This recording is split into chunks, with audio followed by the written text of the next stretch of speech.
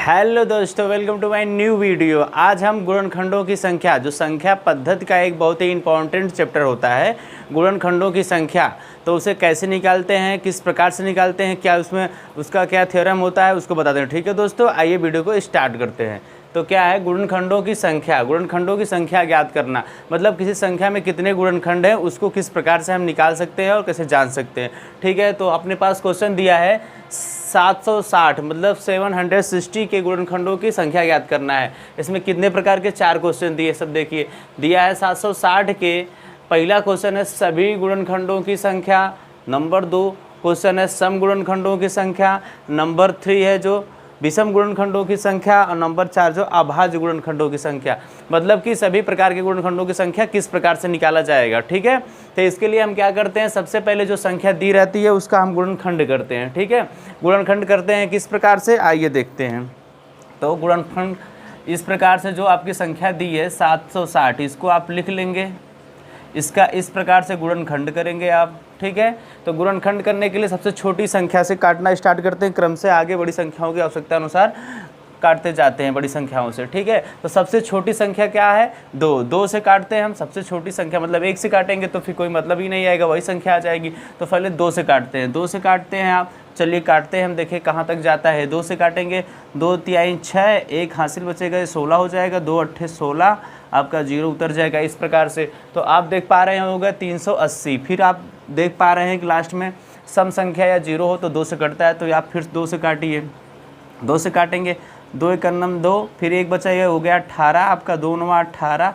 इस प्रकार से आप देख पे 190 हो गया। फिर इसको 2 से काटेंगे आप, 2 9 18, 1 बचा, 2 पंजे 10। अब ये 2 से नहीं कटेगा क्योंकि विषम संख्या आ गई। विषम संख्या आ गई मतलब आया 5 आ गया, तो ये 5 से ही कट जाएगा। तो इसको 5 से काटेंगे आप, हम तो काटेंगे, क्या होगा, 5 एक 5, 4 बचा, हो गया 45 मतलब 45। फिर 5 से काटेंगे, 5 9 45, आप देख पा रहे हैं 19 हो गया।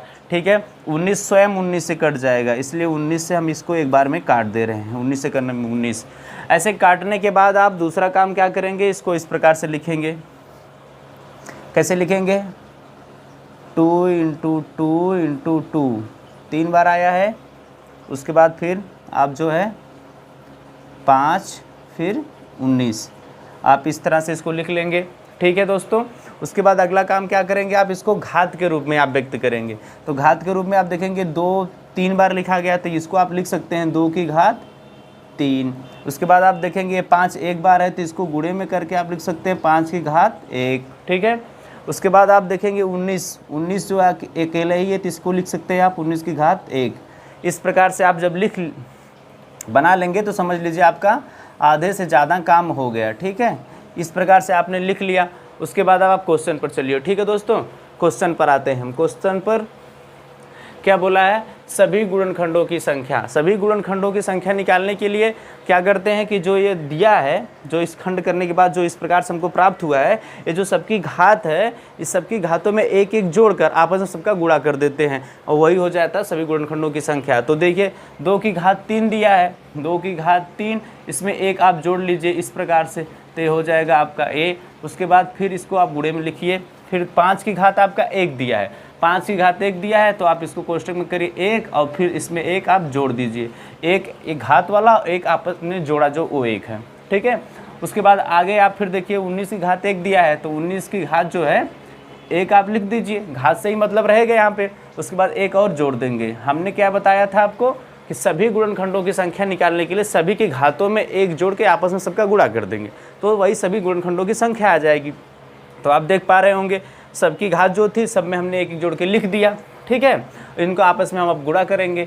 चलिए इसको हम सॉल्व करते हैं। तो 3 में 1 जोड़ेंगे तो अब 4 ही हो जाएगा। फिर यहाँ एक गुणे में 1 और 1 जुड़ के 2 हो जाएगा। फिर एक गुणे में 1 और 1 जुड़ के 2 हो जाएगा। ठीक है दोस्तों, तो आप इन सब का गुणा कर दीजिए, जो आएगा वही आपका आंसर हो जाएगा। ठीक है, तो देखिए 4 दूनी 8, 8 दूनी 16, मतलब टोटल सभी गुणनखंडों की संख्या जो है 16 आएगी।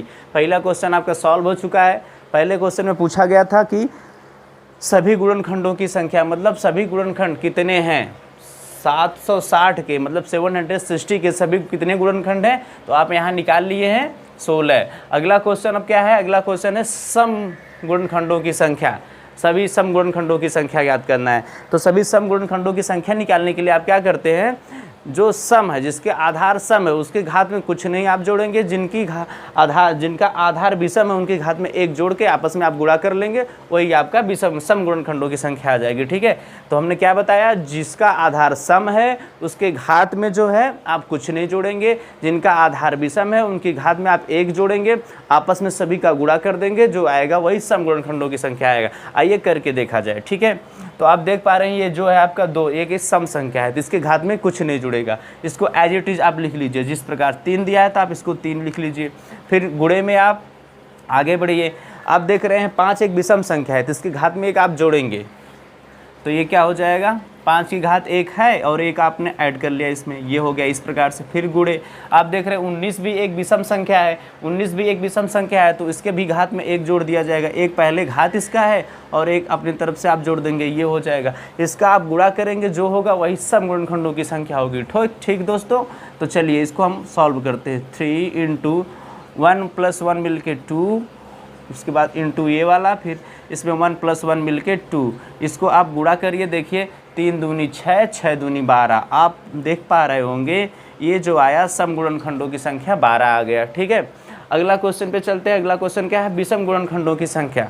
विषम गुणनखंडों की संख्या निकालने के लिए आप क्या करते हैं, जो ये आप गुणनखंड करके निकाले हैं, इसमें जितने विषम आधार वाले हैं उनकी घातों में एक एक जोड़ के आप आपस में गुणा कर लीजिए, वही विषम गुणनखंडों की संख्या हो जाएगी। ठीक है दोस्तों, तो चलिए हम करते हैं। तो हुआ क्या कि आप देख पा रहे हैं जो 2 है एक सम संख्या है, उससे मतलब नहीं, उसको छोड़ देना, विषम गुणनखंडों की संख्या चाहिए, इसलिए विषम गुणनखंडों के घात में एक एक आप जोड़ेंगे। तो विषम पहला है 5, 5 की घात में आप एक देख पा रहे हैं, तो इसके एक है ही और एक आपस में पहले अपनी तरफ से आप जोड़ देंगे, ये हो जाएगा गुणे। फिर आप 19 देख पा रहे हैं, ये भी एक विषम संख्या है, इसकी भी घात 1 है, तो इसके भी घात में एक आप जोड़ देंगे, तो आप देखिए इस प्रकार से 1 और प्लस 1। ठीक है, इन्हीं का आपस में गुणा करेंगे आप, तो विषम गुणनखंडों की संख्या आ जाएगी। ठीक है, तो इनका आपस में गुणा करिए, इसको पहले सॉल्व करते हैं। 1 और 1 मिलकर हो जाएगा ये 2, और फिर गुणे 1 और 1 मिलकर 2, इनका आपस में आप गुणा करेंगे तो 2 दूनी 4। आप देख पा रहे होंगे कि सभी विषम गुणनखंडों की संख्या 4 आ गई। आप देखिए आगे क्या बोला है, अभाज्य गुणनखंडों की संख्या।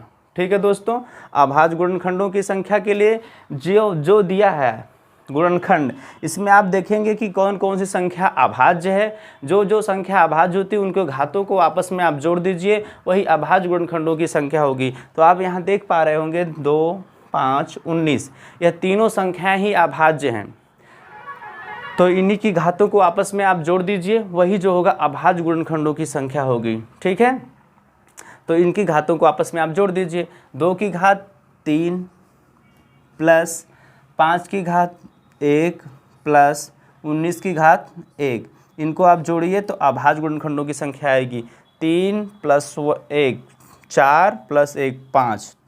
तो टोटल आप देख पा रहे होंगे कि अभाज्य गुणनखंडों की संख्या 5।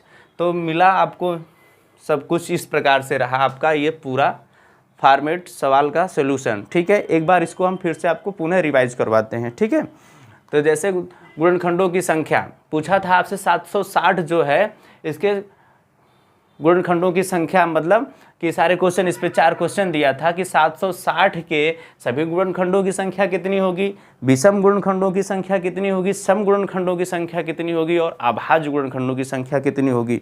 तो हमने आपको बताया किसी भी प्रकार के 760 दे, इसके जगह पे कोई भी संख्या आपको दे दे, आप उस संख्या को सबसे पहले लेके इस प्रकार से उसका जो है आप गुणनखंड कर लीजिए, उसके बाद इस तरह से आप उसको घात के रूप में व्यक्त कर लीजिए। उसके बाद जब पूछे आपके सभी गुणनखंडों की संख्या, तो आप जितने भी यहाँ पे फैक्टर के रूप में आपको मिले हैं, आधार की जितने भी आधार गुणनखंड के रूप में मिले हैं, उनके सभी की घातों में एक एक जोड़ के आप इस प्रकार से उनका आपस में गुणा कर लेंगे, तो सभी गुणनखंडों की संख्या मिल जाएगी आपको।